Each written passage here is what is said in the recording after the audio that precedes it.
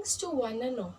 We, the students of Seva Mandal Education Society, Srimati Sunanda Praveen Gambhirchand College of Nursing, are celebrating World Diabetes Day.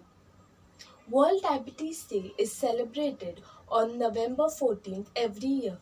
The theme for World Diabetes Day 2021 is Access to Diabetic Care.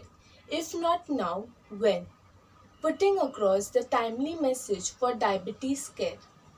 Diabetes is a group of metabolic diseases characterized by increased level of glucose in the blood, that is hyperglycemia, resulting from defects in insulin secretion, insulin action, or both.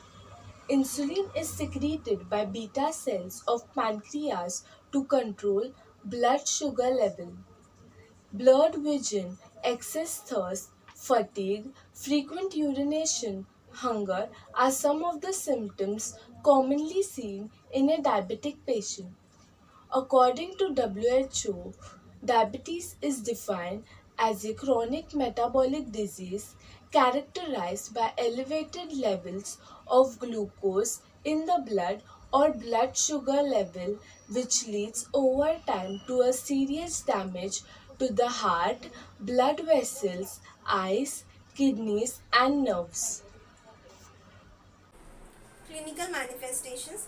Clinical manifestation depend upon the patient's level of hyperglycemia, polyuria, polyphagia, polydipsia, fatigue and weakness, sudden change in the vision, dry skin, tingling or numbness of feet and hand, skin lesion on the wounds that heal slow, or a recurrent infection. Risk factor: family history of diabetes, obesity, race, age equal to or greater than 45, previously identified impaired glucose tolerance or impaired fast glucose, hypertension, high density lipoprotein, history of gestational diabetes or a delivery of baby over 4 kg. Today we are here to discuss about the various types of blood tests which are used to diagnose diabetes, and we'll also discuss about the importance of evaluating our blood sugars before and after the meals. Starting with the first, that is the types of blood tests which are conducted for the diagnosis of diabetes. The first test, which is the A1C test, which is also known as hemoglobin A1C test. From the name itself suggests hemoglobin. Hemoglobin, the main function of hemoglobin is to transport the oxygen to all the cells of the body. And in case of diabetes, where the sugar concentration is present in higher levels in the blood, here the sugar components or the sugar molecules get attracted to hemoglobin. And this test, that is the A1C tests, it shows how much extent the sugar molecules are getting attracted or are getting attached to our hemoglobin component. And this test can be performed every after 2 to 3 months. Coming towards our second test, which is a random blood sugar test. Random blood sugar level tests, you can check your blood, sugars at any time with no need to fast. After the results have been evaluated, if the blood sugar levels, it comes to be more than 200 mg per dl, then it is considered to be diabetic. But if it comes 200 mg per dl or less than that, it is considered to be normal. Coming towards our third test. Now third test is the GTT test, which is also called as glucose tolerance test. Now glucose tolerance test, in this you will monitor your blood sugar before and after you drink a liquid which consists of glucose. But this test is conducted only after an overnight fasting, that is after your dinner. You are not supposed to eat anything for a particular period. In the next morning, when you go for the blood test, your blood is drawn and it is sent for laboratory to do the following procedures. After 2 hours, the blood sugar, if it comes to be 140 mg per dl or below, then it is considered to be normal. But if it comes more than 140 mg per dl, or if it ranges by 200 or more than that, then it is the case of diabetes. Coming towards our fourth test, which is the fasting blood sugar test. Fasting blood sugar level tests, it indicates that here the blood sugar levels are evaluated the blood sugar levels are evaluated after an overnight fasting. And overnight fasting is necessary for this test. Here it means that you are not supposed to eat anything after your dinners, and here the blood is drawn in the next morning when you go for the blood, and it is sent for laboratory to do the following procedures. After 2 hours, the blood sugar, if it comes to be 140 mg per dl or below, then it is considered to be normal. But if it comes more than 140 mg per dl, or if it ranges by 200 or more than that, then it is the case of diabetes. So these were the following tests which are conducted for the diagnosis of diabetes. Moving towards the importance, why the blood sugar levels are need to be evaluated before and after the meals. Because evaluating the blood sugars in these pairs, that is pre and post meal, will help you to understand about which food is increasing or it is decreasing your blood sugar levels.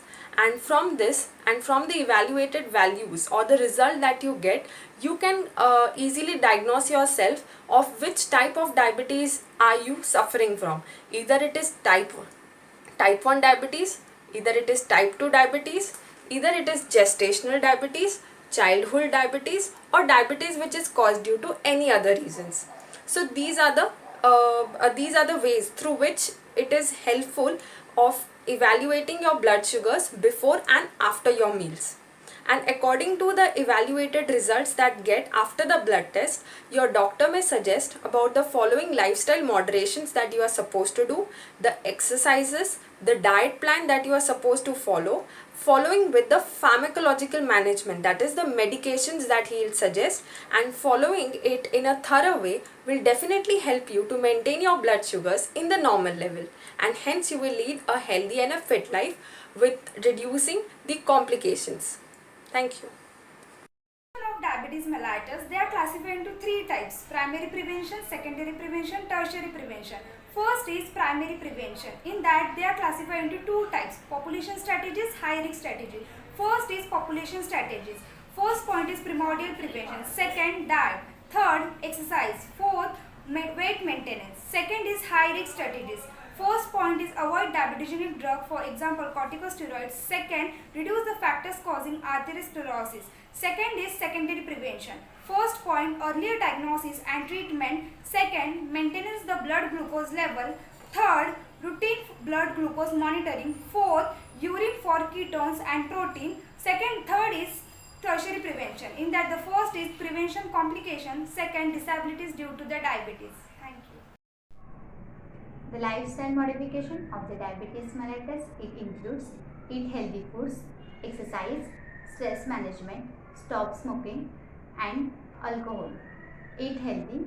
This includes plenty of vegetables, fruits and whole grains. Exercise. Get more active and walk at least 30 minutes every day. Stress management. Find ways to relax and continue exercise every day. This helps in reducing stress. Stress can be managed by yoga and breathing exercise. Stop smoking. Smoking leads to many health problems like heart disease, eye disease, stroke, kidney and the nerve damage. So the aim should be stop the smoking. Alcohol. Alcohol make your sugar go too high or the too low. So alcohol control also important. Thank you.